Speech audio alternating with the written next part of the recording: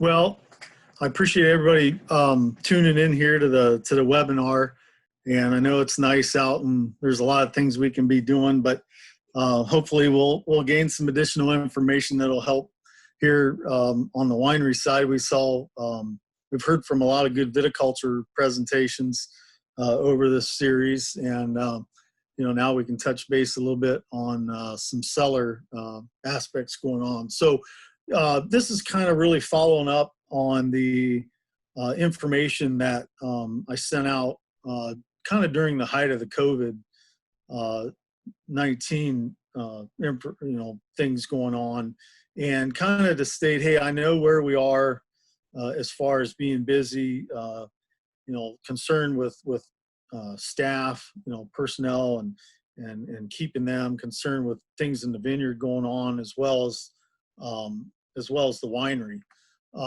So the information that I sent out then really dealt with what I felt that we really need to be cognizant of or paying attention to in the cellar. And the first one there was really sulfur dioxide levels. And also to say, hey, let's keep track of visual observations of tank head space, which can be a concern for oxygen, and also aerobic microorganisms and things that, at that time, I think that's critical to pay attention to. And then I followed up the second one a little bit more with, okay, let's further that, because we're getting, a little bit further into the aging process, and we're going into some things we can look at, either fining of wine or blending. So now we're going to kind of go a little further as time has kind of proceeded here. And we're looking at bottling in many cases. So, some of us might already be bottling, and if not, we're looking in the near future. So, because we have to, get ready for tank space ready to clean and sanitize and get ready for the harvest in the vintage coming up here too. So those are things. So I'm looking at more issues now with stabilization of wine prior to bottling, as well as the bottling process and storage of case storage and that for increasing shelf life stability. So with that, again, thanks to Maria for helping organize these viticulture and enology sessions, as well as Diane Kinney. I know she's had effort in some of the registration process and that, and of course OGIC for their support in research and extension activities that we do, in both viticulture and enology. So certainly the thanks to all those. This is just a bit of an outline that we're going to cover. More, some of it will be in a little more detail, and others just kind of briefly mentioning, but kind of going through the process here to get ready to bottle and what we need to be cognizant of and looking to keep that quality product in the bottle. So first can everybody hear me okay? Can you hear me all right, Maria? Yep, I can hear you just fine. Okay, good. So looking at wine stabilization, this is a picture of Brettanomyces on the left and a film yeast or mycoderma on the right that we really don't want to have. But we need to be cognizant of wine stabilization prior to bottling. And basically there's three areas that we're looking at: is chemical, colloidal, and microbial. Looking at chemical, really we're kind of looking at cold stabilization and heat stabilization, or tartrate and proteins, tartrate and proteins. So with cold stabilization, if we have a wine that's unstable, it's going to show tartrates in the bottle. So it looks like shards of glass. It's not a human health concern. It's not hazardous to the participant. However, it doesn't look good in the bottle. It's not going to sell well in the store shelves. And I'd rather not have to have a winery tell the story of maybe or further provide excuses of why there's sedimentation in the bottles. So we really need to perform cold stabilization, and we do that via either cold temperature, and that could be jacketed tanks with a glycol or some other refrigerated type of a system, or use Mother Nature. I'm not a big fan of Mother Nature, just simply because there's too many variabilities with Mother Nature. A lot of times the way we've been having winters lately is, it quite frankly, we don't get cold enough for that long of a time as of recently. And so that temperature fluctuation really affects the nuclei formation of effective cold stabilization. So plus, if we're ever going to do any blending or fining, which I've mentioned briefly, we may need to look at cold stabilization after that. And when we're looking at this point of time or further down, depending if it's a fruit wine or what, well, maybe not the fruit wines, but with warmer temperatures, we just can't do it with Mother Nature. So another form is contact seeding. And that is a great way to achieve cold stabilization. It also involves chilling, where we add potassium bitartrate, and it helps form the crystal lattice structure, and it's a little more energy efficient process than that. We can do electrodialysis or ED, which does involve increased amounts of water though, and has added expense. So it's not as common as what we see in the contact seeding or just using jack in the tanks alone. Other additives that we can see, like CMC, manoproteins, gum or arabic. I don't think I have metatartaric acid, but that's another one. These are all things that are more upcoming and new. They can be used to some good success. However, the wine chemistry has to be right. So you really need to get your wine tested for like a TSAT procedure or something to see if it's going to be able to work for you.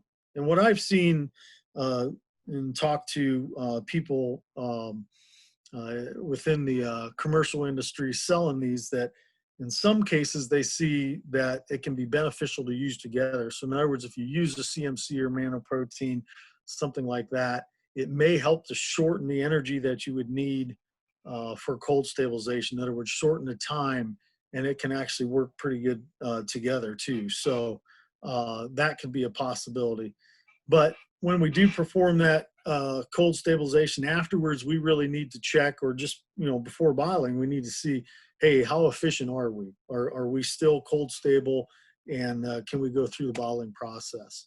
And the same would be for protein stability. So if a wine's unstable for protein, we'll see a haze or a flocculation in the wine. A lot of times I kind of perceive it as little tiny parts of cotton floating, or it could just simply be a haze. And sometimes a lot of people have difficulty determining the haze, whether it's microbiological or protein.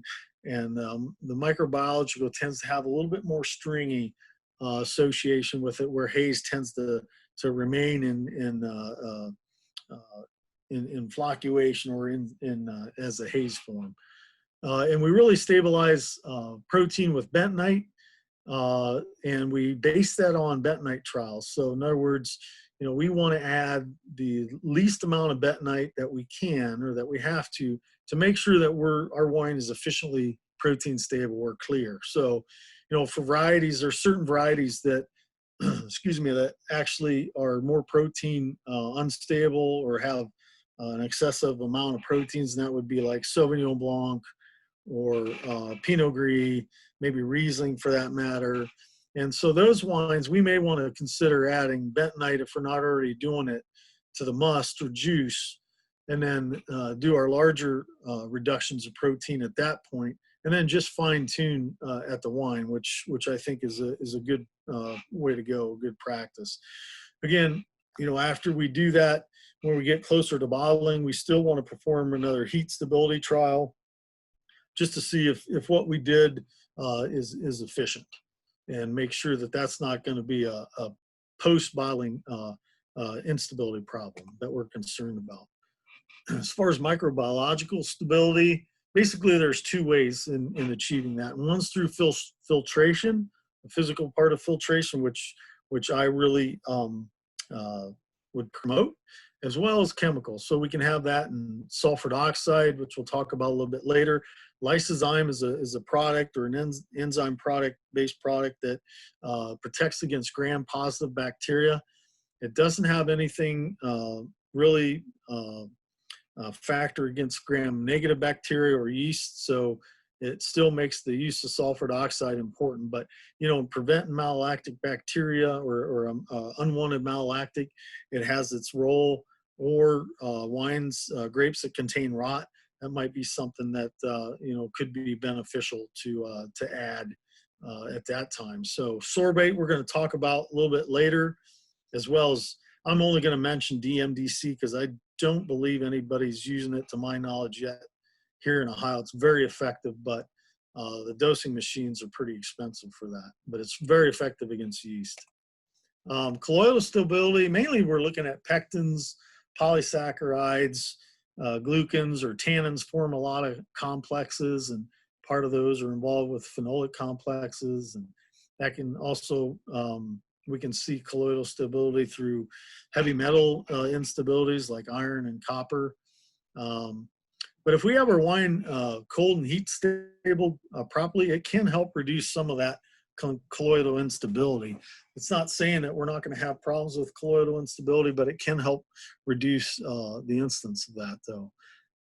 As far as using enzymes, they're great for reducing pectinase issues, or maybe we have glucan, which can really affect filterability in our wines. So maybe something like a beta-glucosidase enzyme activity would be good to incorporate. So they can really help with further down the road with, and there's even some during the wine stage that we can add to help reduce some of those pectins if we didn't get them all at the must or juice stage. So gum arabic actually can help reduce color loss in reds, and it also has a perception of reducing the astringency as well. And it can improve mouthfeel mainly by adding more of a glycerol type of effect. So that can have a positive role too, to be involved with colloidal stability. But looking at wine stabilization in general, it really must occur prior to bottling.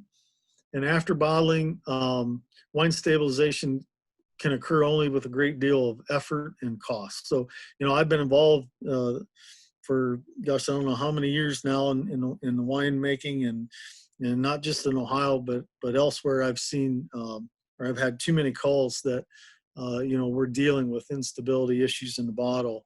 And, it's just too expensive to go back and use manpower to, dump those bottles and dump them correctly so that we're not going to have too much oxidation, as well as cleaning up that wine and getting it ready to bottle again. So it comes at a cost.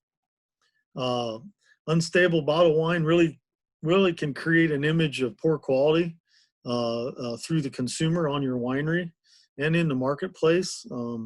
It really won't sell well next to wines from other regions or across the United States or world that we're competing with as well.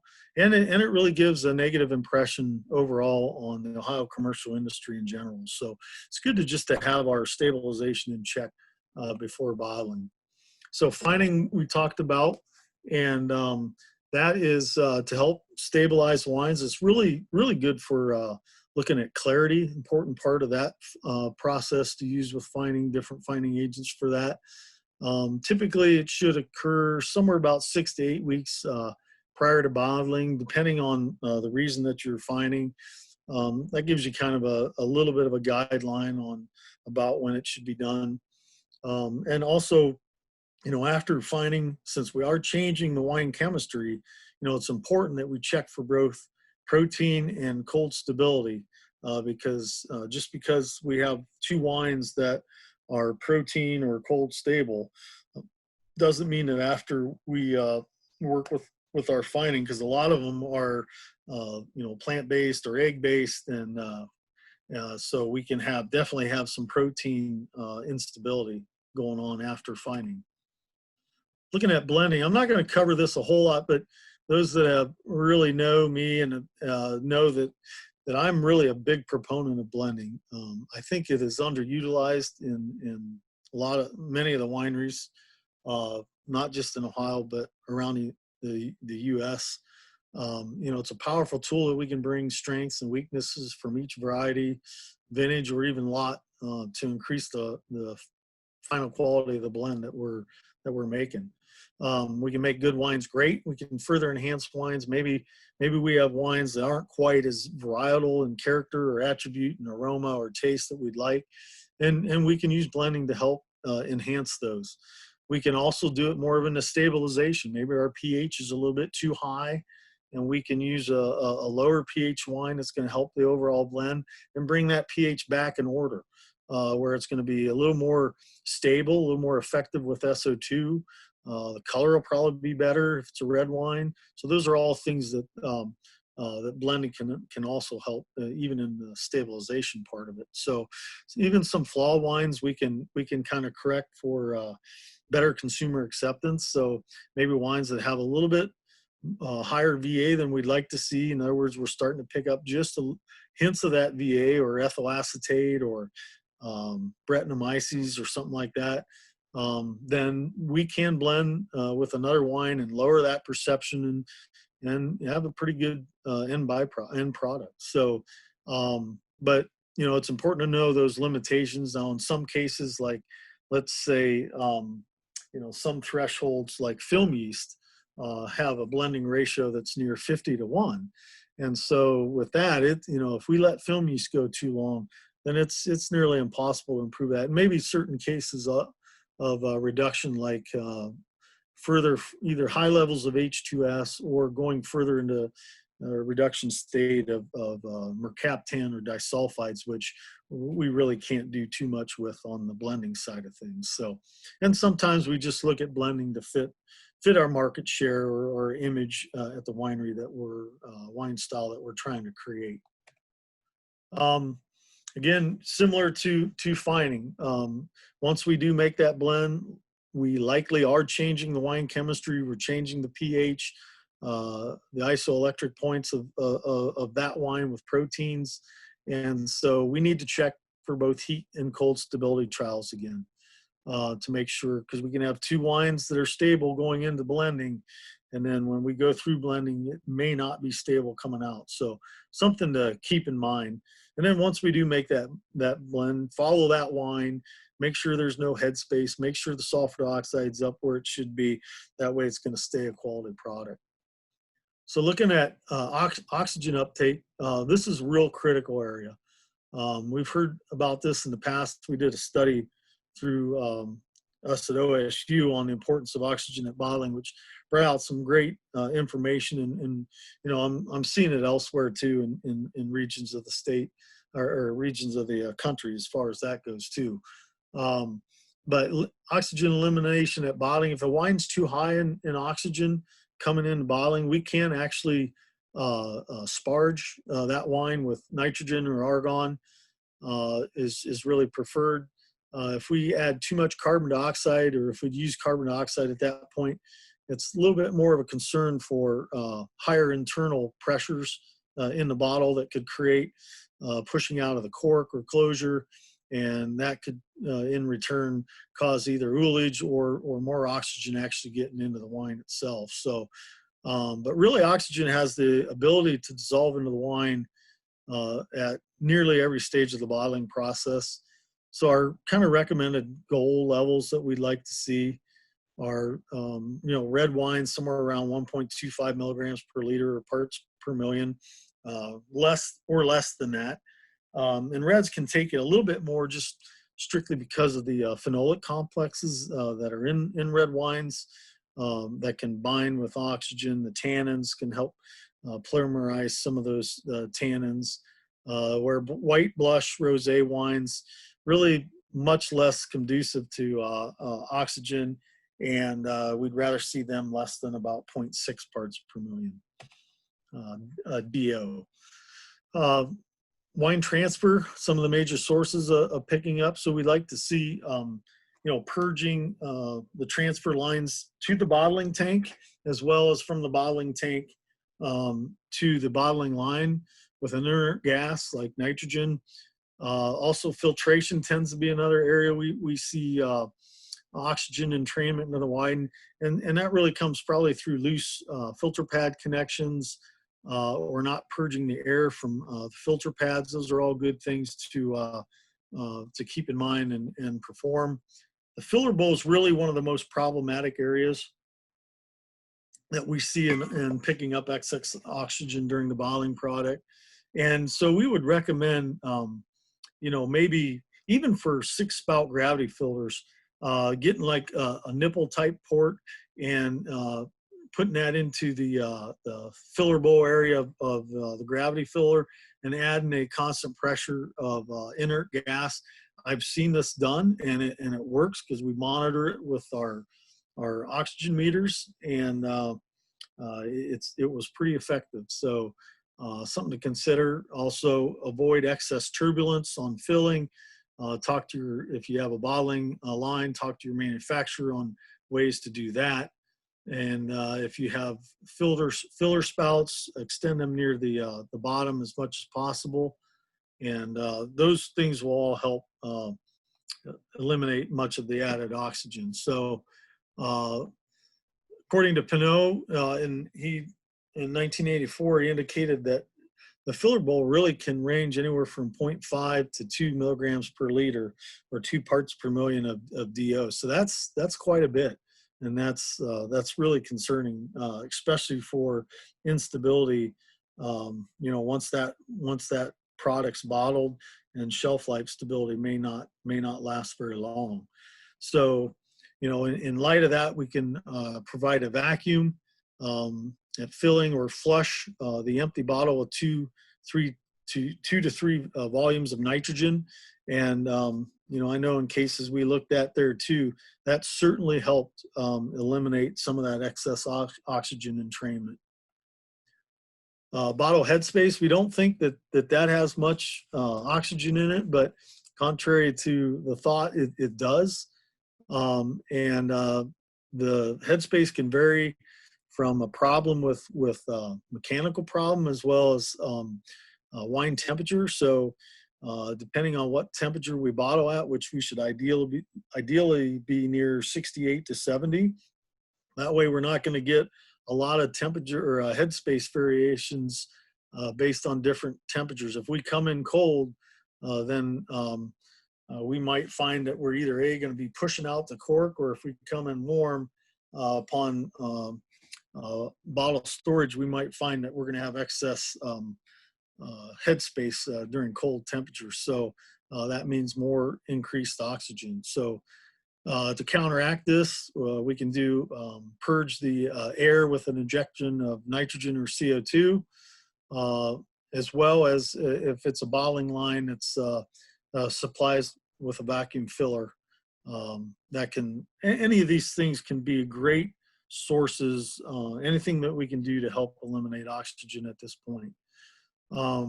If we have screw cap operations, a great thing is to use liquid nitrogen dosing. Now, I don't believe we have anybody using this because the dosing equipment's still pretty expensive, but when the liquid nitrogen goes into the wine, it degasses real quick, blows out the oxygen, and keeps the gas in there.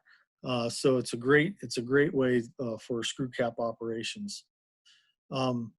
Corking, it's good to have at corking a vacuum corker. That way, that's another avenue that we can keep oxygen from entraining at that point. As far as closure, really you measure closure for closure recovery time from compression. So how fast is that, once that closure gets compressed into that cork, how fast does it recompress or fit that inside of the bottle again to keep oxygen from coming down the side wall there. And also just the closure itself and the rate of oxygen permeation can vary. And it can vary for different grades of closures as well. But the level for oxygen permeation is really lowest for technical corks. It's intermediate for natural cork stoppers, which makes sense because in some of the higher end red wines, you do want natural cork in there. So over time, it allows a little bit of oxygen over time to help kind of polymerize some of those tannins in there and soften them up yet over time. And it's highest for synthetic closures, like, you know, the hard, stiff closures that we can get. Those really are only closures that we would look that a wine would be consumed in like 6 months, within 6 months or so. So those closures really let higher amounts of oxygen in. It can further grade on the closure itself too. Now, looking at bottling line sterilization, since sterilization, bottling is the last part of the winemaking process, it's really essential that you know, all the bottling operations, including the filter, be properly sanitized. And the most efficient way for this is actually through hot water or steam. And I would say hot water may be even the best choice. So at or greater than 180 degrees Fahrenheit.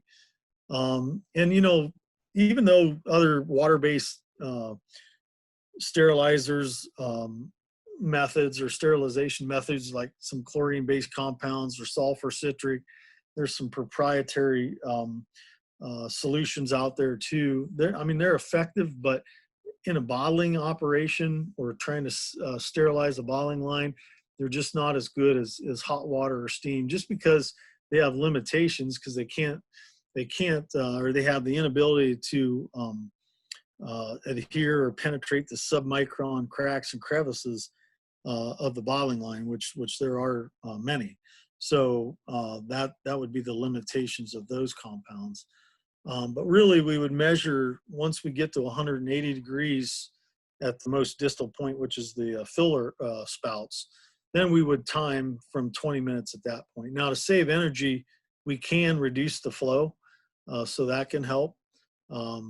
But you know, really, what we see in literature is for about 20 minutes we can be guarantee that we're going to have efficient sterilization of the line. And we can use ozone. That was another thing that can be utilized too. But again, in my opinion, I don't think it's as good as hot water or steam. Some of the important areas for microbial growth to be concerned about is again, the filler, about 48%, according to NERAT, 28% the corker, bottle sterilizer about 10, and bottle mouth 8, and sterile filter about 6%. Other sources of infection that they found were filtration drip trays, wine spills, especially wine floor drains. You know, these can be sources where we can create more airborne microbial issues down the road, and that can be problematic for bottling. So we want to clean those with the appropriate cleaning compounds, and then flush with copious amounts of water. And that way we know the entire bottling room is clean too. So the addition to put like an air filtration unit in there, a UV type air filtration unit, can really help the situation too. So that would be highly recommended. Special attention should be given to filler spouts, bell rubbers, the valves there, to make sure that we spray them down with either 90% isopropanol or 70% ethanol. I have 25% iodophor here, but I'd probably recommend either using just 90% isopropanol or more specifically 70% ethanol. So you can also spray the corker jaws down, which is a good practice. And probably about every hour or after line stoppages, it's a good idea to spray all that down as well. If it goes much beyond an hour, you know, for some reason you have some sort of label breakdown or something, then I would say it might be a good consideration to re-sterilize the bottling line again. So any mechanical maintenance of the bottling line, whether it's, you know, removing parts or greasing, oiling, cleaning parts, should be done at least the day before. Where sterilization of the bottling line should really take place both before and after each bottling, to make sure that we're going to be assured not to have a problem forming. As far as water goes, and even looking at rinse water, it's best to use soft water. for cleaning and sterilizing and rinsing. That's just quite frankly to prevent scale buildup. And whenever we have scale buildup, or it collects organic debris, what we call biofilms, and that can be an additional source for problems. And if they build up high enough, it could be that we're not going to get it taken care of during proper sterilization procedures. And so we need to clean that too and use soft water. Plus, as expensive as sterile filters are, and even the pre-filters, then hard water can actually plug them up too, and so we can have issues with that. So something to keep in mind. It's a good idea to develop a quality control plan. Hey, let's see how efficient we are at sterilizing the bottling line, so we could take swabs of the bottling line, the bottle spouts, fill spouts, those kind of things, air samples. That way we have an idea of our efficiency and what we're looking at, and we can send them away somewhere like ETS Labs has a great plating ability, and there's some other ones out there too. We can also collect wines during bottling at the beginning, the middle, the end. That tells us a lot about also what our filtration's doing. So it can say, hey, is our filter is it fouling up towards the end? If we see that we're getting more microbial load happening into our bottled product towards the end of bottling. So it tells us a little bit about what's going on there too. The use of an ATP luminometer can be a great tool for monitoring our sanitation or sterilization program or protocols.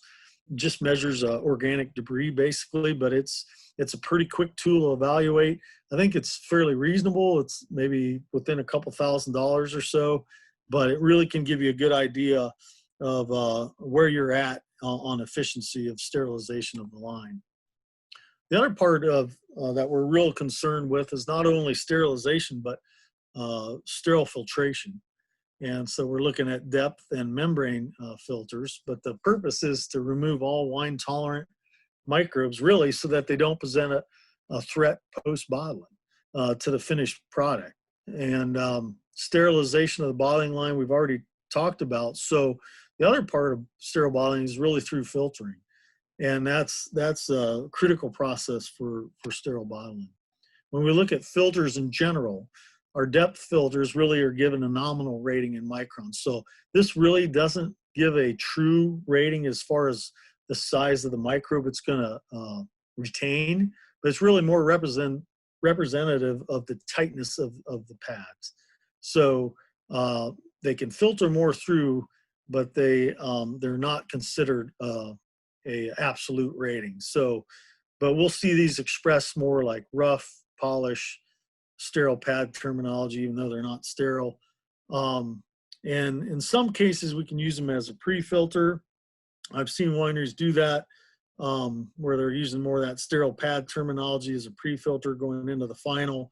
But I would say it's probably better to utilize them more going into the bottling tank, and then have that clean bottled product ready to go for the pre and the final filter. So when we look at the final filter, looking at a membrane filter, or even the pre-filter can be membrane, it's considered the best option for sterile filtration. It's as a cartridge a lot of times. Sometimes we can get it in the form of stacked discs, but since they lack depth, then they can plug easily too, and we can see pressures go up. That's why it's important to have pressure gauges on our lines and that type of thing. So it's really rated on the membrane pore size that they're going to retain as far as the microbe size and microns.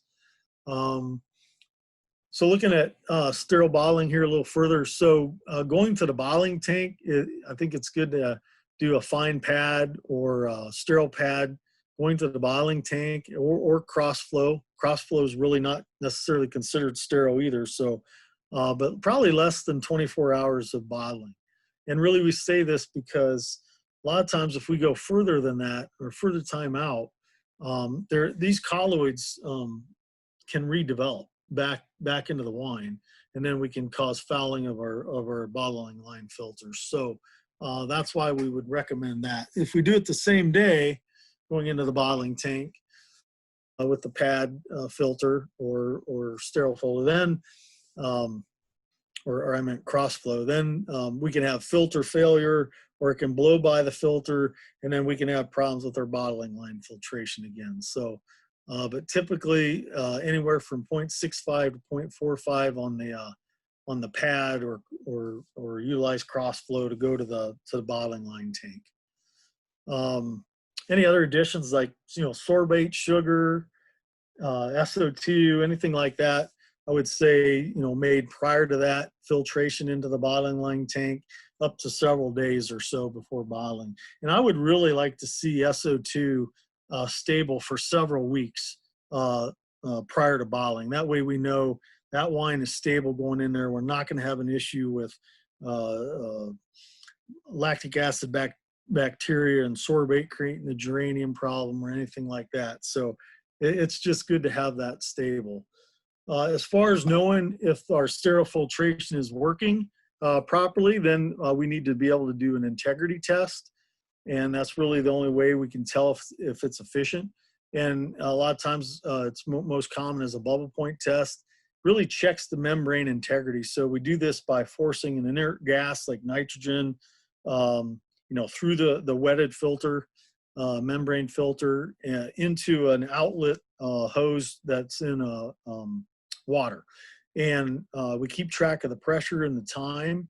And once we start seeing a steady stream, then we can go back to the chart that's typically given with the filters, and we can see if it's in line with where that filter should be and that it's working properly. So just follow the manufacturer's directions on that. And that's a critical aspect to know, to make sure that, hey, we're pretty confident our filter is where it needs to be and it's still working properly. Some other things to keep in mind: locate the final filter immediately after the pre-filter. That way we avoid any colloidal reformation, especially with, like, say, fruit wines that can have problems with colloidal reformation. Any check valves for microbial samplings, have them located between the pre and the final filter, as well as pressure gauges. That way we can keep a good idea on our pressure, and if we have a change in pressure, then we know something's going on, likely with our filtration or our pumping system. Looking at chemical preservatives and sterilants just a little bit.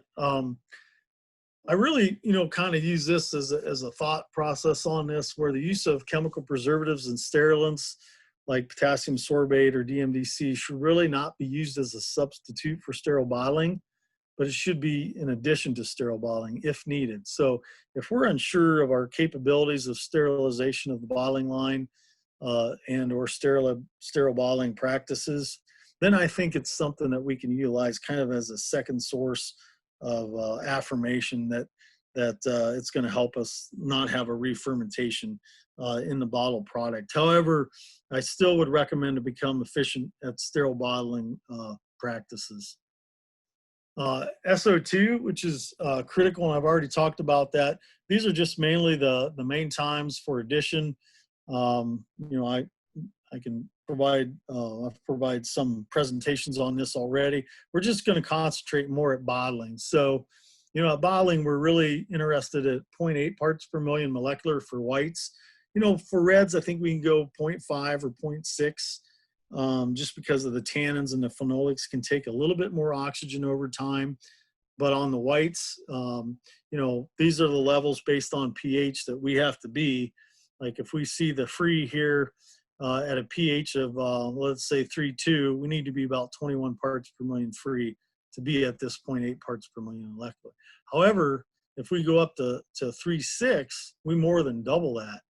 And so that's why it's really important to know where we are on pH and molecular SO2. This is just a slide that shows, it's from Dr. Gavin Sachs. It shows our 0.8 parts per million molecular based on pH and how it goes up over the pH on the bottom. and then the 0.6 that a lot of times you can have for red. This 0.2 is really where it's considered a sensory threshold of molecular SO2. So we can see that typically we're under that threshold at these levels. However, as we get out on pH 3.9, 3.8, I think for reds, we're looking more at bleaching of color, although our color at this point is probably going to be more brick hues and bad anyway. So microbially, we're going to have more issues there. So I don't necessarily recommend pHs up in that area to make sure our SO2s are more efficient. But at bottling, not only do we have to be at 0.8 parts per million molecular, but we also need to account for the amount of oxygen that we're picking up at the bottling line. So we see that 4 milligrams of SO2 will react with 1 milligram of oxygen. So if we assume that we have 3 milligrams per liter, which we did see in some of our bottling evaluations, which is a concern, we can see that we need additional 12 parts per million SO2 just to account for this 4 ppm pickup in oxygen. 1 ppm in oxygen. Sorry.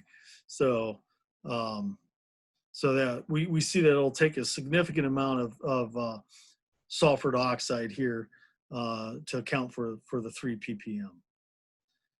Also, we need to consider, the style of wine. Is it a wine that's meant for early consumption? If it is, then really probably don't need to add much additional beyond the 0.8 parts per million molecular. But if it's something like a Chardonnay or a Cab Franc or a Riesling that we're going to lay down and age for a while, like some German Rieslings, then we would definitely want to add more for that aging potential here. So. Sorbic acid, it's important to protect against yeast, mainly with wines that contain residual sugar and or molds. So that's why we would add it to protect re-fermentation in the bottle. Some people can detect it normally at normal levels found in wine. Just depends on human nature and perception. But bacteria, like lactic acid bacteria, can convert that into an undesirable geranium odor, which is problematic for, if we don't have SO2 at our correct level. If we have SO2 at our correct levels and we do sterile filtration, this should not be a problem post-bottling. So shouldn't be a problem at all. It also is not very good against Zygosaccharomyces, Brettanomyces, or Decara, which is a sporulating counterpart. But it does behave like sulfur dioxide, that the undissociated molecule is most effective in preventing yeast growth. And it does have a relationship with pH. So the higher the pH, the more sorbic acid we're going to need in that wine. Also, the more microbial load, or if we have precipitation, which I wouldn't recommend, it should be clean going into bottling. We're going to have an additional amount of sorbic acid to protect that wine. But we want to make sure that we add it just prior to bottling, up to several days, and make sure that SO2 has been stable, as we mentioned before, prior to sorbate addition. General range, we see anywhere from 100 to 200 ppm is usually used at the time of bottling. I'm really not going to cover DMDC. Again, it's a lot better than sorbic acid. The dosing units are fairly expensive for this, but it is really good at preventing re-fermentation of yeast in the bottle. But we'll skip through that and just go to my ending slides here, which is bottle line, bottle storage and aging conditions. So, we go through all the effort in making this fine wine or premium quality wine. Then a lot of times we as winemakers kind of turn our efforts back into the cellar or what's ongoing in the cellar as far as events or fermentations or whatever it may be. Wine's coming in, getting ready for harvest. We kind of forget about the aging conditions. And these conditions can really continue with a fine wine or drastically cause defects and reduction in quality. So it's essential to keep both red and white storage conditions low and constant. And this makes proper insulation as well as the right commercial cooling system important. But it helps prevent oxidation, microbial growth, physical instabilities as we talked about, and premature aging. So although in some cases, some wineries try to do some premature aging for reds so they can have earlier releases. So they'll age it at a higher temperature for a shorter period of time and then bring the temperatures down. But that's another story for another time. But really ideally for white, anywhere from 55 to 63 for optimum storage, and reds, I would say anywhere 60 to 68. But likely we may not have the ability to have two different areas to store white and red wines. So really in all reality, I think somewhere right around 63 degrees, and keep that temperature constant during the extremes of winter and summer. That's really going to help us in the long run. Humidity, it's good to keep humidity between 50 and 70%. And that's really just to, maintain cork integrity and that type of thing. Because really, if we turn a wine on its side and we have a natural cork, it's really in an environment of 100% humidity. So don't see that really drying out, being that problematic myself. However, we still could have some issues down the road with that. So, but especially for screw cap closures, it doesn't really matter as far as that goes. Light is another thing as far as storage and aging considerations. We want to avoid direct sunlight because really what we can see is mainly through precipitation, and that's with more protein and especially heavy metals like copper, iron. Under reductive conditions, we can see that. Not only does it can heat the wines up a little bit too. So just keep light out of the aging facility as well. So with that, we kind of went through a lot of information fairly quick, but kind of get us thinking about going into the bottling time here coming up and getting ready for harvest. So with that, then I think I'll escape out of there, and I think we can take any questions